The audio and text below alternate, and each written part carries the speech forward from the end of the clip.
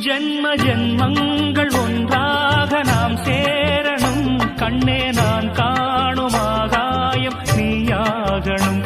என்றும் ஓயாது ஓயாது உன் ஞாபகம். நாளும் உன் பார்வைதானே என் சூரியோதயம். அன்பே